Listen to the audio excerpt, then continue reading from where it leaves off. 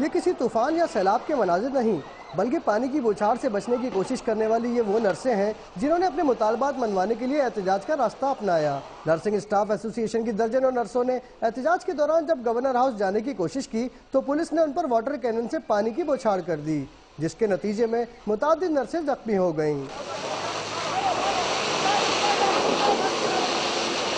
हम पे गैस छोड़ी है और पानी छोड़ा इन लोगों ने हम पे, और जो है हमें घसीट के हमारी लड़कियों को है ना वहाँ पे उन्होंने अरेस्ट किया। तो हमारी अपील है कि प्लीज उनको जो है रिहा किया जाए। दूसरों की मरहम पट्टी करने वाली नर्सों को पुलिस की वजह से खुद ही अस्पताल में एडमिट होना पड़ा। वाकई की इत्तला पर नर्सों की दिलजोई के लिए जमात इस्लामी के साबिक अमीर काजी हुसैन अहमद भी पहुँच गए। नर्सिंग एसोसिएशन ने वाकई के खिलाफ सिंध भर में हड़ताल का ऐलान भी किया है।